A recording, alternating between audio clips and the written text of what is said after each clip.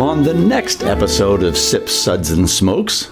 Well, today's episode is a takeover of Lone Oak Farm Brewing Company in Olney, Maryland. I grabbed several of their selections on a recent road trip back home and brought them back for my little buddies here to try. The Lone Oak Farm Brewing Company beers we'll be trying today are Dortmunder Export, a German lager, Deep Root, a milk chocolate porter, a Czech-style Pilsner called Hometown Crew, Lone Oak Lager, which is a light American lager, and the Lone Oak Maibock. And if time permits, we'll have a bonus beer or two, maybe three. Who knows? Yes. Who knows? We'll be right back after this break.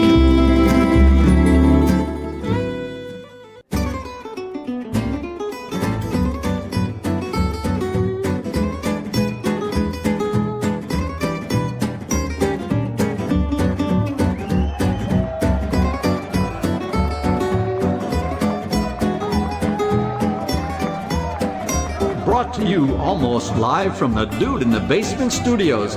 Why? Because that's where the good stuff is. It's Sips, Suds, and Smokes with your smoking host, the good old boys.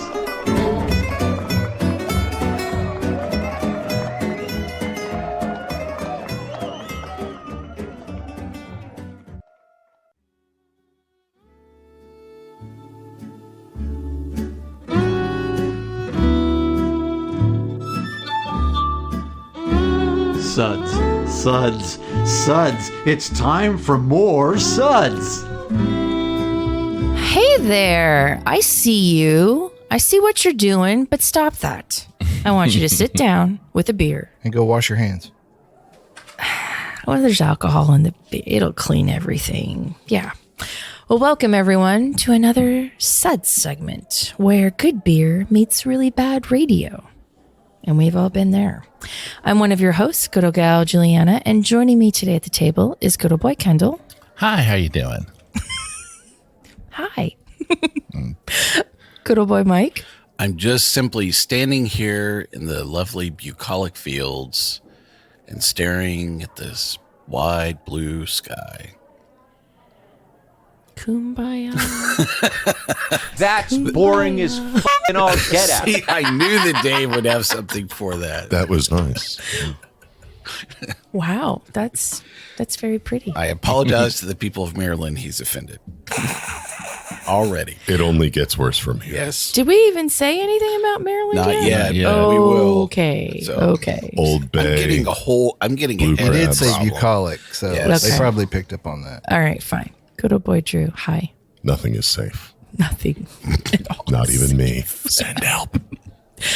Good old boy Dave. I turned around and slipped in my own pee. Same field, different place. Yeah. Is that it? Is that how that It gets goes? muddy quick. I was like, that was just I knew breakfast it. this morning. We wanted to know how you were. I think that's the definition of bucolic. You're just standing in your own piss. Okay. Well, today's episode is a takeover of Lone Oak Farm Brewing Company in Olney, Maryland. I grabbed several of their selections on a recent road trip back home and brought them back for my little buddies here to try. Good old boy Dave, why don't you tell us a bit about Lone Oak? Okay. Wait. So first off, Oh, if geez, you here live we in go. a town that's called Olney, how many times after every single time somebody asks you It's to not only, it's only. I know, but how many times you're spelling that thing out every single time somebody asks you for your address. Yes. There's no way you would naturally spell that Olney. No. Olney. Yes. There'd be like two E's or an I or I'll need to get back to you on that. yeah, for sure. I'm going to give you one. I'm going to give that to you, but I'm sure he was a wonderful gentleman they named the town after. So, all right. Uncle Olney. Fire away there, Drew. I didn't mean to interrupt. all right. Oh, Dave. From ground to glass with a view. I will tag in Drew here in a second. Lone Oak is not just a brewery at a farm. Rather, it's a farm with a brewery. It's 28 5.66 acres of bucolic field. I had bucolic once. Fields and streams, a pond, and wide open spaces. Isn't that a song? Can he say that on the air? I guess we just did. Wide open bucolic spaces. Okay. All right. It's wildflowers and wildlife. It's crops, barley and hops. Ooh, that rhymes. And berries and hay. It's been raised to produce honey. Whoa. It's unicorns. Wait, no, that's sunsets and a majestic pre-Civil War oak tree. It's our brew house, carefully built piece by piece by world-class craftsmen using local lumber for the porch posts, beams, and bar. It's a tap room that feels like home. A little bit of all of this is infused. Is this in a each brewery pint or woodworking of Lone class? Oak craft beer. Go, Drew. That's what I was thinking. just have to say, I love the alliteration. You know, when Chris and Charlie Miller met Ralph and Ryan Mollett, the Miller brothers knew that they had found the right partners. They were very alliterative for the farm brewery It's bucolic. project they envisioned. So The Mollett bucolic. shared the Millers' values, hard work, and entrepreneurial drive, loyalty, and like the Millers, they prioritized family, friends, and faith. They also liked beer. I'm glad that they did, because I also like beer. The Millers and Molletts combined those values and passions to make their dream this reality. Lone Oak Farm Brewing Company. Welcome. We're glad you're here. What's interesting, if you look at the photos, is that both of the Millers have mullets, but the mullets do not. So are they? Do the Millers have mullets are they and the having Mollets to have Millers? So they're It's like having to ZZ spell Top. two things. Maybe So Miller Lite. They have to spell their town, and they have to say no. It's mullet, MOLLET, not MULLET. Does it matter? Yeah. At the end of the day, does your stuff still arrive? But, you're dealing with Mike. All right. Okay. So But, I have like this whole scene of like a fife and drum marching through a field, and hearing it, and they're marching through these bucolic fields. If you know what bucolic field actually is, send us a note. I'd like to know exactly what kind of beer would you pair with that experience. Zip it. Okay. Okay. And if I may say something quickly, it is really gorgeous out there. You're driving through like a 1-lane road to get there. And once you're there, it's just this beautiful space. The brewery is, it's so pretty. It's like if you've ever been near Cooperstown to Omegang? Yeah, to Omegang. It's a special brewery within like a special space, and this is just like that. I think it's just full of, Oh, yeah.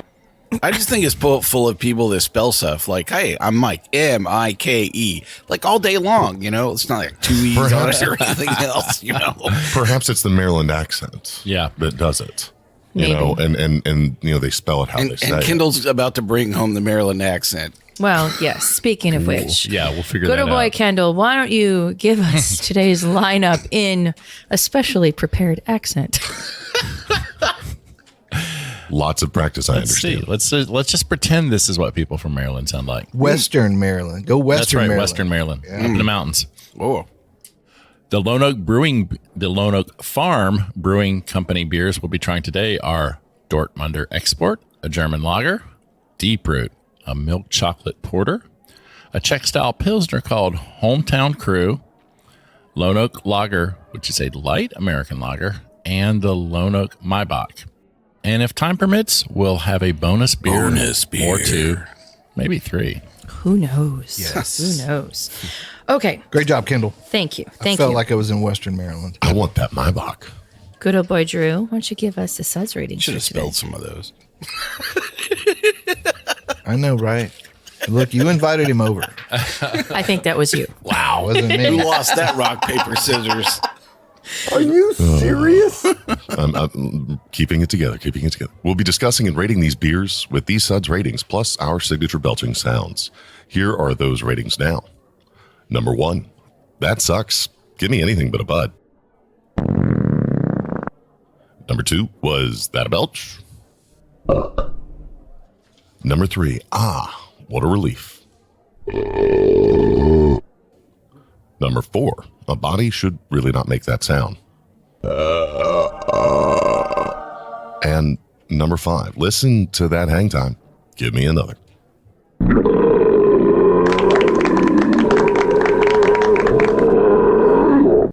Thank you. That was nice. All right, let's get to it. First one we're going to talk about is the Dortmunder Export German Lager. 5.6% ABV, classic German lager style, balanced between complex maltiness with noble hop aromas and a mid-range alcohol level. Can I get some like serfdom or like peasant hop aromas? Hey, Mr. Beer Wizard, what's a Dortmunder lager in, real language? Talk beer talk. To me, a Dortmunder lager, if I would try to explain it, imagine you start with a Helles and you kind of amp up the malt character more and add more hops too. Like a lot of export beers with traditions in Britain, this one was hopped a little higher than most. But, it really... I'm getting a lot of hop bitterness off this, and it's probably one of the more bitter German beers you're going to find. I mean, this is borderline like, English bitter, But it's got a big malt body to stand up to that. But it's one of the bigger of all the German lagers that doesn't go too dark. Very toasty, very bready. You don't find a lot of craft breweries that make this style. No, it's really rare. I would say the one most people know is from Great Lakes.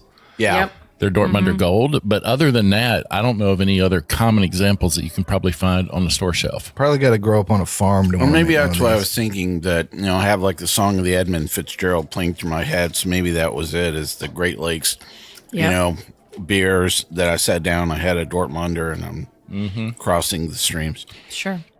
I need to sit in the bucolic field a little longer. Probably. Keeping with the bees, I would say this is bracingly bitter almost. It is. I mean, this is like, this is like ESB, IBU space, I think. I'm enjoying it. I'm not saying that's a bad thing. I almost wonder, are you selling this to an IPA drinker? Like, here, try this. You could, yeah. I mean, that's the thing. Unlike a lot of other German beers, to me, this has never been a crushable one. I couldn't sit and put away 3 of these like I could a good Helles. Because it's going to be a little too much after a little while. I don't know if I'd want mustard and pretzels with this, and I always want mustard. I'm going to say this is not to style. Sorry. I think it is to style. I think it is. Yeah. It's too bitter. No, I mean, that's what a Dortmunder should be, is bitter. And I think this is perfectly bitter. I like their choice of hops they use because it's just straight, bitteriness. There's no fruits. There's no aromatic-y things. There's, you know what I mean? There's not a lot of fuss or muss. If we drop Mike, back, 100 years ago, 150 years ago, whatever, when this had to be shipped around the world, he would like it once the hops have fallen off and it doesn't really taste like beer anymore. Checkmate. So just checked real quick. IBUs on this thing, according to the BJCP styles, can go up to a 30. And I mean, you're talking. Oh, that is way above 30. This is. I don't think so. Oh my gosh. That's got to be like hanging 80 or 90. No. We'll have more discussions about this beer and others in just a minute. Welcome back, everyone. We're hanging out in the bucolic fields of Olney, Maryland, and we're drinking some beer from Lone Oak Farm Brewing Company. And most of us are enjoying it. Okay. Yes. Most of us. I will repeat my comment that I had at the break. This is really just an ESB that doesn't have a good theme song. Okay. What we're talking about is the Dortmunder Export German lager from them. Now, for the uneducated, this is not a common style of beer. So you're talking to Mike, right? And for those of us around the table, the only one that we could remember distinctly would be one from Great Lakes. So that being said, I think this is a gorgeous beer for what it is. I like it. I think this is a beer you serve to a brother-in-law that you don't like. See, I'm going to agree with Kendall, not Mike, because I like this beer. Really? We normally agree on a lot, but I will disagree with Kendall in that it's not crushable because mine's already gone. Well, I finished mine too, but there's an astringency to it that made me There want to is. keep going back to it. Like, yes, it's bitter. Sure. I'm not going to go pound one by any stretch of imagination, but it disappeared pretty quick. Even the gentleman who doesn't seem to like it is almost done with this. Shady. Very interesting. No, but I like it for the simplicity of what it is. It has a nice malt backbone. The hops that are used are not what we're drinking a lot of lately. So this is almost refreshing to me. Yes, is it bitter and it's a little sharp at the end? Sure. But it does fade off then, and it's enjoyable. And I could see it with a lot of German style foods, and also American foods. I think it's great. I think it would go great with seafood. Give me a cheeseburger. And I'm going to rate it a 4, and I'm not going to care about that guy in the corner. I'm just sitting out here in the bucolic field. Nobody puts baby in the enjoying corner. my goldfish. All right. We'll put Mike there. Yeah. Let's go to... Is that the penalty field? Let's go and find our deep roots in the milk chocolate porter. Okay. I see what you did there. Thank you. This one is 5.8% milk chocolate porter finished on cacao. It smells so coffee to me. Yeah. Oh, it's It there. could be the cacao. It's sweet and bitter on the tongue. I'm getting or a on the little bit of nose. just Hershey's bar. Yep. Yeah. Definitely. Yeah. Like that cheap milk chocolate. By the way, if you haven't figured it out, we're actually tasting these in real time. We didn't taste them in advance, so you were getting our Ooh, I like that. unfettered, sometimes unthoughtful I like that. review. I was about to say the milk chocolate Hershey bar was not a ringing endorsement, but now you like it. I'm good. The flavor is good. Yeah, I'm with Kendall. It's really balanced, really creamy, chocolatey. It's drier than I expected.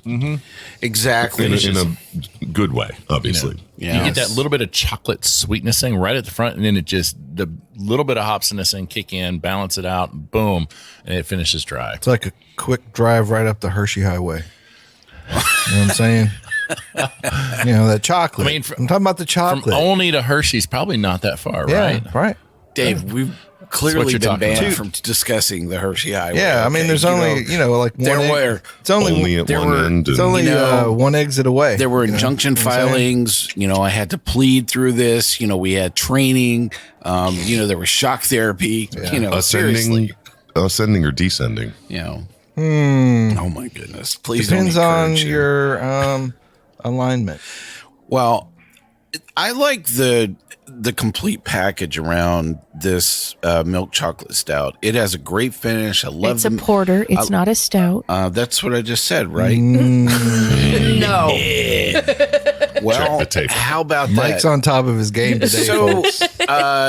yes, I would say this definitely crossing over between a milk chocolate stout and porter with this is really going to be tough to distinguish. Other than I would say that Kendall could do it. this is not going to have the same viscosity and it's not going to have the same body and sugar component. And to me, I like that. It's a really good porter. Yeah, I wouldn't. It's close to bumping up against a sweet stout, but I feel like a sweet stout's going to give you a little more body, a little more mouth feel, A little less there. of that Yeah. roast. I Well, think, I as would think. actual beer judges at the table, at least one. Yeah, it's true. At least one. Well, The difference between one a stout real and porter one. is it? It's Is it like It's not that different. It's just sweet. It's almost just a level of degrees. so, Drew. I rate so thee a like four. here's the deal. Okay, when we talk about beer judges at the table, and you look at those two, one of them is almost like Savant. a Supreme Court justice, and the other one I'm is just- like Judge Joe Brown. I'm just you know what I'm saying? who gets better we ratings? judge in Judge pairs, Wapner, and I you know? am the balance in the situation. So yes, I just lean in. I just lean across the table and go, I don't like it. So I rate every beer in single digits. That's what my true. mantra is. Yes, I'm guilty of that. You're not worthy again. Get thee to another rate. Sell your gear. I don't think this is a very common style, porter, because most porters you're not really dumping a whole bunch of lactose in them. And I think that I actually like this is a very, good, complete, well-balanced beer. I like this. This might actually be something I would serve to the same brother-in-law to say, boy, that Dortmunder was something, eh? So, Wow. So, Juliana, as a dark beer enthusiast, what do you think? I'm a big fan of this. And the reason why is the average porter tends to be a little watery. It'll be Yep. It'll have that like coffee bitterness, but it'll be watery. This one has a really nice mouthfeel to it. A little slickness at the end, from the milk chocolatiness, but really well done. And I'm jazzed about this brewery already because these are two styles that, okay, well, the Dortmunder, you really don't see a lot. So yay to that. But the porter is something that you don't see a lot because people would just rather brew a stout and be done with it. So to have this, it's nice. It's really nice. And, fall weather, give me more. If I could get them, Oh, yeah. if I could get them on the show, I'd try to extract a promise for them to never ever put lactose in this beer. Please, never. Doesn't need it. Yeah. Oh, there isn't any lactose in this, you think? I don't think so. Even though it says I don't milk think so. chocolate. I was looking at the can No. to see if it said lactose.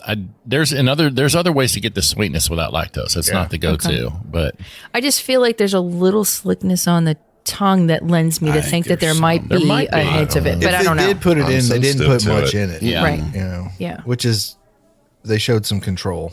So, Which is great Oh, in this day and geez, I age. didn't know Mike had that many fingers on his hand. Wow. We are going to rate the Deep Root Milk Chocolate Porter a 4. Look, it's a good beer, I if it's a good beer, then I will rate a good beer well.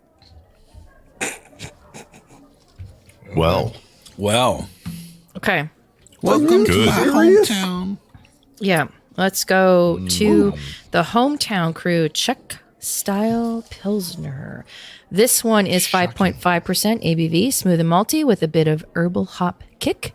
Traditionally brewed and lagered for 3 months to allow the local Pilsner malt and small batch Saz hops to shine. herbal hop kick. Is herbal something you normally use as a descriptor when you? I would on this Generally? one. Yeah. Well, for, I haven't tasted for it a yet. Czech Pilsner, right? Yeah, for All right. those Sots hops can really add either pepperiness or big herbal notes. And I'm getting a huge herbal note on this one. But Yeah. you get a little bit of that peppery spice too. Oh, going. yeah. Which And- is nice. Yeah. Oh, this is a nice beer. God almighty, I'm not part of this. Yeah. You see what we mean now? Yeah.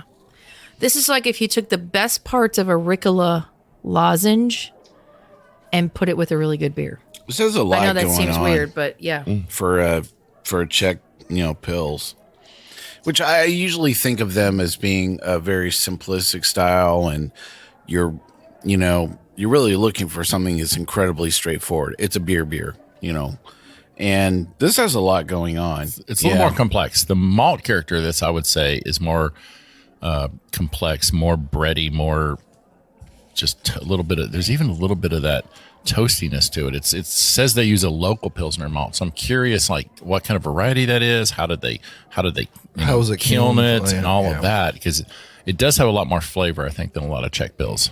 I think it's a tad bit too bitter. And Oh God, now I'm gonna have to agree with Mike. I mean, I like it when I'm drinking it. I just think the bitterness lingers longer than I would like It it. does. Is that the flight? Like coming off of a A chocolate. Dortmunder and a more. I don't think so. I mean, No, it's there. If anything, the porter would have kind of washed any of the Dortmunder away. And then, but this is just, like I said, like this is a good Pilsner, but it's like more than a Pilsner. And I don't really want a Pilsner to be more than a Pilsner. I just want it to be that's what I'm saying. a straight up easy. Don't ever, let's not linger in us agreeing. Okay. Let's not do that. Okay. We're going to accept it's happening, but we're not going to acknowledge it anymore. This just makes me want to sit next to an ocean and eat some oysters, maybe some soft shell crab or something like that. Like when first thing I read with herbal, I was going to make a joke about Old Bay seasoning, but I do think this would hold up with a wider variety of foods than Yep. a normal Pilsner. Like, Yeah. I think the thing that's interesting about this is it has the malt flavor you expect Yeah. a lot of times from the Czech Pils, but it's almost got a hoppiness of a German Pils. yeah. And so you're getting a little bit of both in this one because they tend to be a little softer, but this one's pretty assertive in the bitterness. Yeah, it is. If I had to try to pick some of the things out of the Ricola, cough drop, it's It's like rosemary and lavender seem to be kind of the predominant things that are in the middle of this. It all depends on how you're wired, which is you either like the unique component that brings to the table, or you're like Dave and myself, which is I like a Czech Pils to be fairly one-dimensional. So I think I would definitely have this with a pretzel and some heavy beer cheese for sure. Is what I would probably pair would be this good. with, because you need something that's going to cut some of the bitterness in this. And this isn't a beer you sit down and drink all by itself. You need to pair it with something. Yep. Good food beer. I think good cheese. Yeah, like we were saying, like nice, just to kind of cut through some of that, that bitterness. Would be Not nice. just pairing it with good company. Maybe you just walk and stand out in the bucolic fields. Stop being so wholesome. I want to know what Dave thinks is good cheese. Is that just anything not in a plastic wrapper? I'm not going to say that because sometimes good cheese. I want you to hit the decibel. Dig. That is it. Oh, See, Kendall scored. You know what? Kendall, I liked you. Well, I mean, sort of. I've been sitting close. Are you to talking Mike double for too wrapped long. or single wrapped? At least you didn't say anything that's not in a can.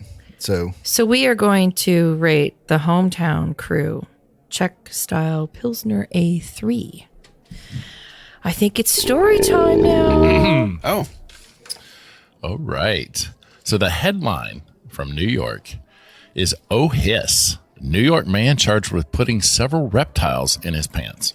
What? Yes, you heard that. I've heard of trouser snakes before, but That's so what many we're talking about. questions. So a New York City man has been charged with smuggling 3 Burmese pythons in his pants at the U.S.-Canadian border crossing. Wait a second. 3. 3. A python party in his pants. there are like 10 million Burmese pythons in the Everglades. Why do you have to sneak one into the U.S.? Exactly. Yeah. But Mr. Calvin Batista, 36, is accused of bringing the hidden snakes on a bus that crossed into northern New York on July 15th, 2018. Importation of Burmese pythons is regulated by an international treaty and by federal regulations listing them as injurious to human beings. Batista of Queens was arraigned Tuesday in Albany on the federal smuggling charge and released pending trial, according to a news release from the U.S. Attorney. An email seeking comment was sent to Batista's lawyer.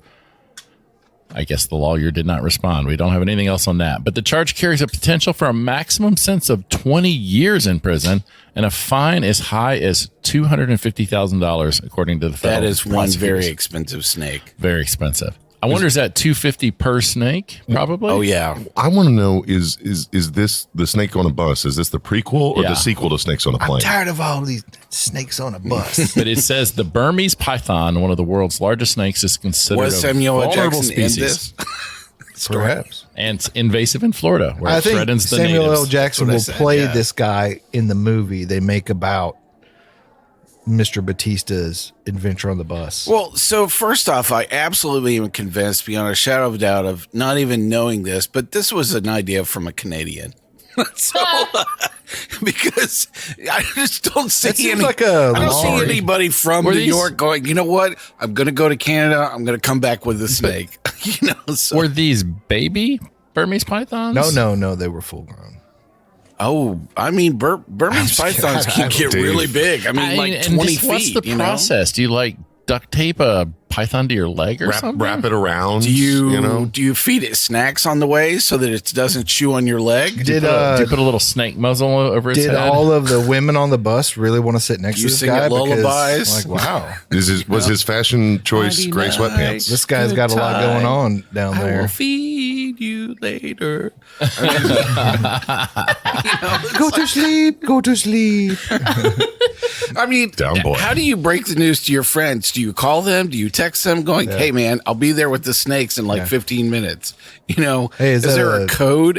Is that a Burmese python in your pants, or are you just happy to see me? Well, and I have probably been back and forth across the Canadian border no less than 50 times. And I think that's what I'm like, And Mike has never had anything in his pants Well, on any of those trips. there might have been some beer, We but disavow all knowledge. yeah, I disavow anything that I just said. He only brought back maple syrup in his pants. It's like, unless you're coming on and off a plane, you know, and like going through customs, but I I mean, you can drive across the border and walk across, in like 1,000 places into Canada. Why did you have to choose to do that on a plane, If it was a plane? It did it say? Bus. It was a It bus. was a bus. A guy rode a bus from Canada and still managed to get caught with snakes in his pants. Ew, God. Where do you put that on your resume? At the top? And I have to say, having been on buses a few times, that was probably not the most interesting or weird thing that someone had in their pants on that bus. Really? Yeah. How would that conversation go with, your spouse? But, honey, this is how we're going to make the big time. I'm going to go to Canada. I'm going to bring back the snakes. Yeah. And she goes, you go for it. You can do it, Johnny. Don't call me from jail. I think of all the people that are making pizza, you're the one to bring this home, man. You're going to get us out of this rut, for sure. But in the grand scheme of federal crimes, snake smuggling, I don't know, man. It just doesn't. Interstate commerce, right? It lacks some of the grandiosity. I mean, when your friends and family surround you and going, "Oh, we're so proud." But it says there's an international treaty. So did what? Everybody at the UN get together and talk about snake No smuggling? more snakes. No more Right. snakes in your Like, hey, pants. Right, correct. They're like, hey guys, we've got enough Burmese pythons. All Well, right, it wasn't that the we snake don't was in need his any more. pants. It was just that it was a Burmese python. He could have just hung it around his neck and he could, he didn't have to shove it into his pants. He would have been, hosed either way. So, You assume, if it was me and I got caught, I would be like, oh, I have a lot of assumptions for you, sir, Dave. these snakes. I think you trained this individual. These snakes forced their way into my pants. And here is PowerPoint slide number 14. Yes, I'm you a should hostage. use this kind of duct tape. these snakes have threatened me. Make sure the head is down close to your ankles. It's like, Wait, you talking about the snake? yeah, right. I just can't imagine being that comfortable. Yeah. At least with a girl, she could have a skirt, she could sort of hide a pouch. You guys don't have a lot of wiggle room, do you? Well, maybe he was wearing Depends on the guy. bag. Maybe he was wearing a skirt. Maybe he was wearing parachute pants. Oh, Much like MC Hammer Can't Miniverse. touch this. Yeah. that's a Just bad want to look. know how this guy got in this path, what led up to it. MC Hammer could have had 12 Well, we'll snakes. be right back in just a brief minute. Welcome back, everyone. We are in the bucolic fields with snake. with some pythons now, and we are I like doing, some more beer out here. Yeah, we're doing a brewery takeover today, folks, of Lone Oak Farm Brewing Company in Olney, Maryland. This next beer that we are Wait, how going you spell that? That's boring as fucking all get out. Wow. Okay. Next beer that we are going to talk about is the Lone Oak Lager. It's a light American lager. 4.2% ABV, light American lager, brewed with Bloody Butcher corn, which is a local corn. That sounds appetizing. It smells appley. I want to say I've had whiskey made with that corn Yep. already. Jephthah Creed is made with Bloody Butcher. There's a Buffalo Trace beer, Buffalo Trace whiskey that's made with Bloody Butcher. This ain't bad. This ain't half bad. It's a light lager. I mean, Yeah. and they really almost nailed the macro style light lager. I mean, this kind of I'm not meaning this in a bad way, but it kind of reminds me of Bud Light. It's really, really, really light Watery. bodied, really Yeah. watery.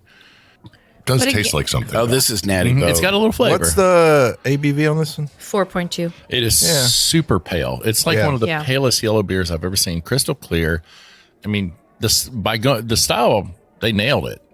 But it's just this style is not one that appeals to, to me, this is because there's crushable. not a lot of a super crushable. I could put away a 6-pack of this. Sure. Oh, like a keg. Well, and, like my urine. ew.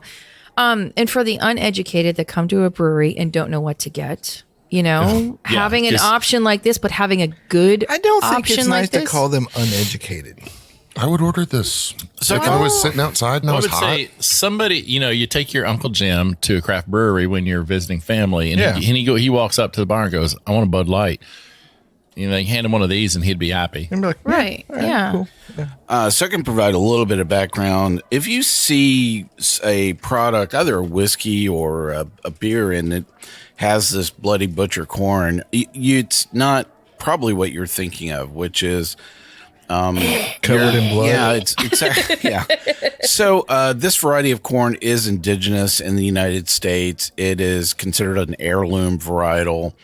And it goes through a variety of changes. So the corn does start out, it's white. It is harvested sometimes as even white corn, even though it's a Bloody Butcher variety. Then it actually moves into being yellow, just like, yellow corn is.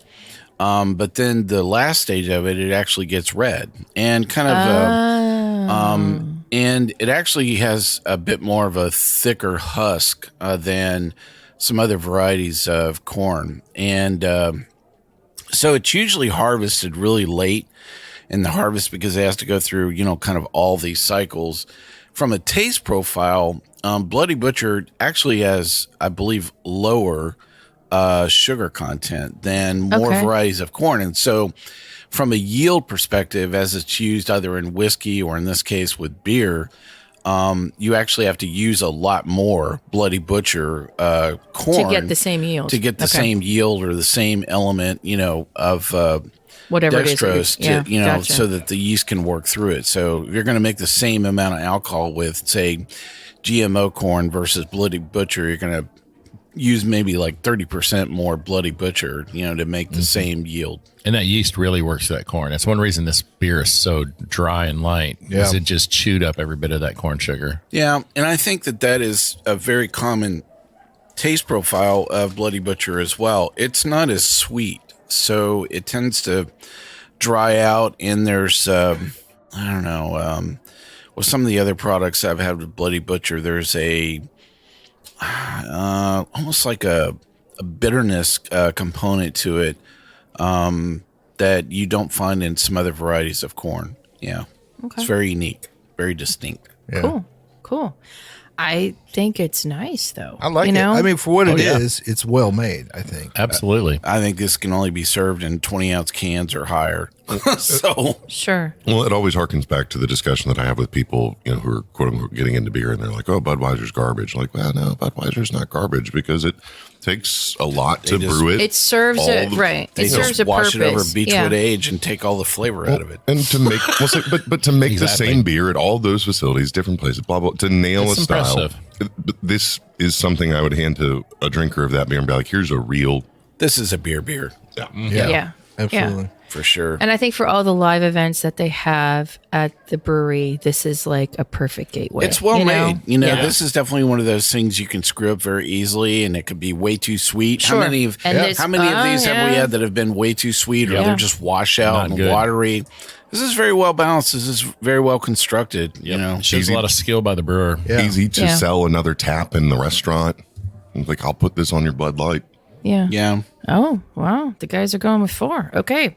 We are going to rate the light American lager a 4. I said the guys. Is my thumb sticking out?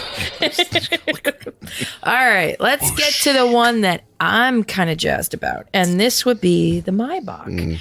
I love me a good Maibock. 6.8% ABV, the official beer of Spring Tidings.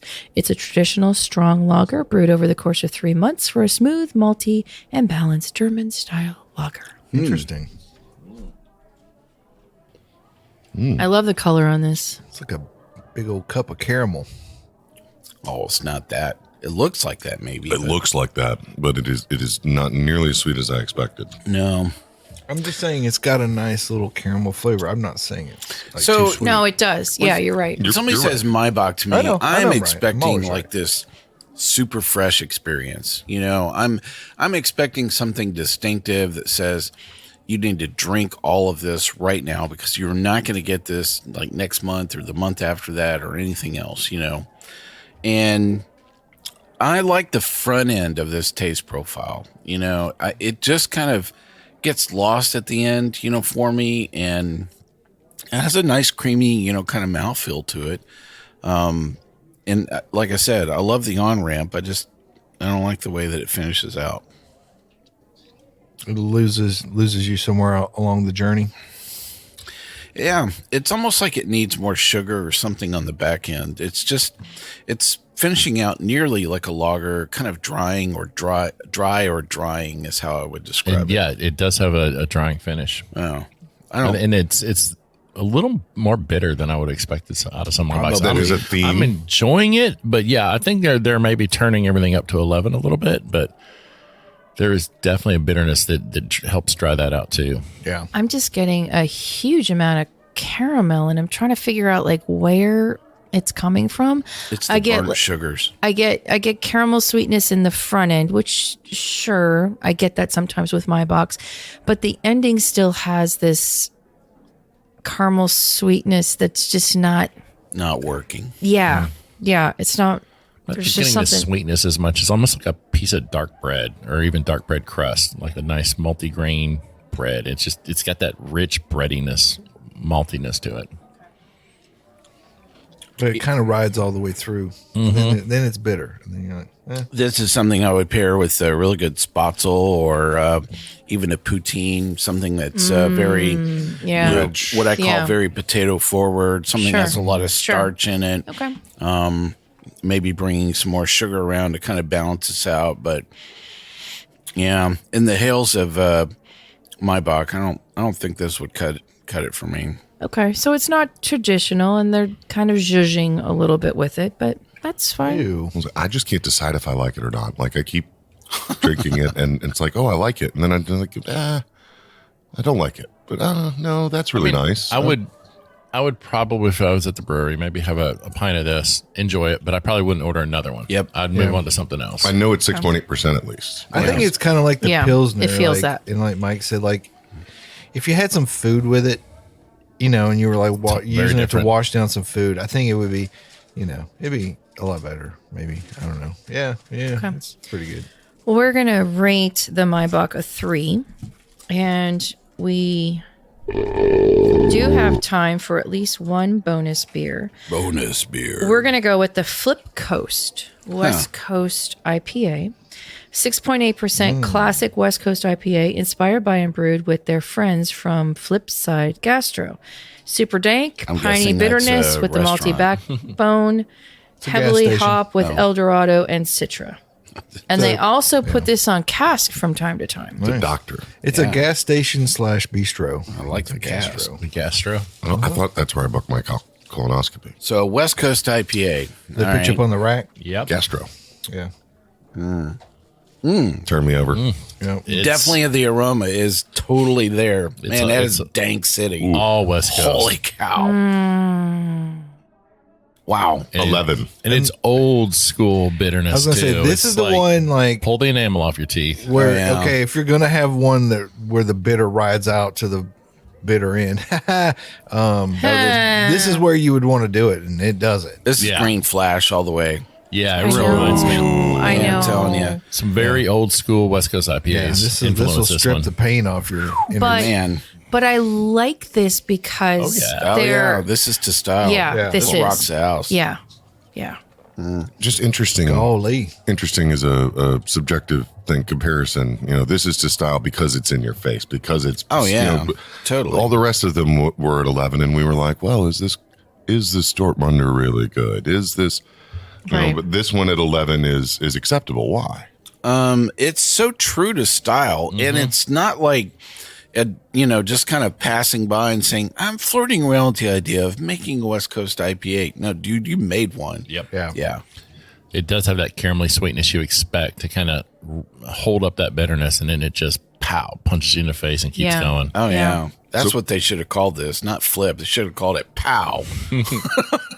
Well, and I think like too, there's a certain level of control you want to see, and like We've had these that have been overcooked. And, Yeah. Oh, totally. but like around some of the ones where we were not as sure about it, it's like you want to, if you're gonna call it something, then make it that, But if you want to say if you want to make something else, then you call it something else. If I had to be critical of anything, it would be the SRA on this. I think of good West Coast IPAs as actually being a bit more reddish. Yeah, and this is probably more of a yellow straw hue to it. I think it comes down to if it's the Drew, old school West Coast or if it's one of the newer school West Coast. But I mean, appearance.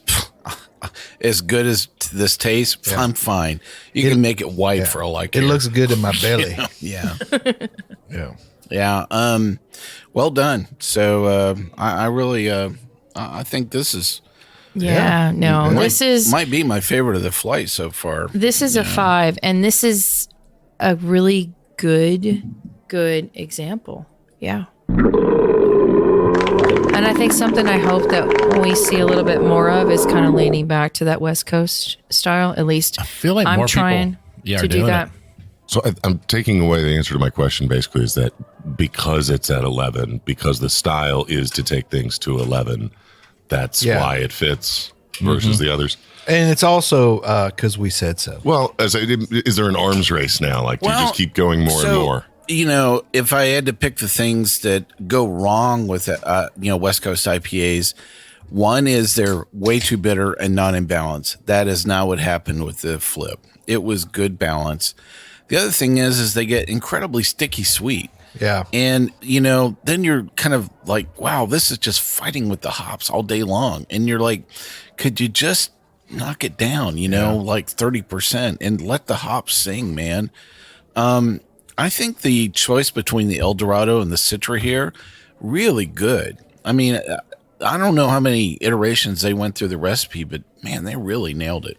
Yeah, this is classic. Okay, we have time for one last beer, and we are going to just, guys, sip something to cleanse your palates. But we're going to go with the Sandbar. It's a tropical IPA, 7% ABV, dry hop with Cashmere and Sabro. And I know this is completely different than what you tasted before, but I've had this one before, and I was like, oh, this is nice. It's a tiki drink. A lot of coconutness. Yeah. That Sabro can really bring the coconut. I know, right? And that like creaminess, but I appreciate and enjoy the brewers for what they did with this, because they could have gone off the rails. You know what I mean? I'm getting a full bloat of ambrosia salad. Right? Oh, yeah. It has the whole thing. It has the coconut, has the mascherino cherries on it. The canned pineapple. Oh, yeah. It's straight out of the can. Oh, That's yeah. the only way to do it. I mean, under reggae, man, for this one. Oh, yeah. It's time to go to the island. Almost a little sweet, but it fits that I'm tiki okay. drink concept. Right. Yeah, it does. But I thought this was a really good showcase for the brewery and just going from like all these extremes, if you will. It's not overdone. No. I like it. And it could very easily be that way. It could be the same, haze, lactose, Right. This is Dave, what do you think about it? I think whatever Mike said was right. That's all. Wow, He's always correct. You've never said that before, Dave. I Wow, know. this is I'm going to play that back on a sound clip from now maybe on. I need to get you out of the bucolic fields, Yes, I think what's the ABV? This is 7% ABV. we're rating it a 4. Is that right? We are is that what we're are doing? going to rate the Sandbar Tropical IPA a 4. Sorry, had to get it on the books there. No mosaic. Must be why it's good. Kind of an up and down flight, And, here. Hey, everybody, this is Drew's last episode. Yeah. So, Kendall, what Good was your flight. favorite, man? I think the West Coast. The West Coast? Yeah, I'm with Kendall. Yeah. Agreed. Well, Yeah. how about that? bam. Well, there's that. I think this was a great I went to a episode. Maryland brewery to get a good West Coast IPA. Go figure. West coast of the Chesapeake. Well, that's going to wrap it up for today's Suds episode. I'd like to thank all of my co-hosts for joining us today. But you can't because they weren't that good. But they were. Good old boy Kendall, thanks for being here. It's been a pleasure. Please tell us about your blog. My beautiful wife and I blog about the good news of good beer at beermakes3.com. Woohoo. Good old boy Mike, thanks for being here. Hey, come back. Enjoy another exciting episode of Standing in the Bucolic Field of Sip Suds and Smokes. I'll ask you to keep on sipping. Good old boy Drew, thanks for being here. Why did we let him out of the cage this time? Under Who, Kendall? duress. Or Yeah. Dave. Good old boy Dave. Keep tuning in to new episodes of Sip, Suds, and Smokes to see if Dave and Mike ever agree again. It's about the snakes, man. Yeah, it's about the snakes. This is Good old Gal Juliana. Keep on chuggling. Thanks for joining us again, and catch you next time. We hope you enjoyed this episode. If you're listening to us online, do yourself a favor and tap Tap it in. the subscribe button. Give it a little tappy. Tap, tap, tap-a-roo. The easiest way to listen to our show is to ask Siri, Alexa, Google, Uncle Larry, or whoever it is that talks to you on your phone, play podcast Sip, Suds, and Smokes. We love your feedback, and you can reach us at info@sipsudsandsmokes.com. Our tasting notes flow out on Twitter and Instagram with our handle @SipSudsAndSmokes, and our Facebook page is always buzzing with lots of news. You'll also be able to interact with the thousands Millions and millions. of other fans on those social media platforms. Do us a favor. Take the time to rate this episode if you're listening to us online. That's a big help to us, and we get to see your feedback as well. Come back, join us for another episode, and keep on sipping.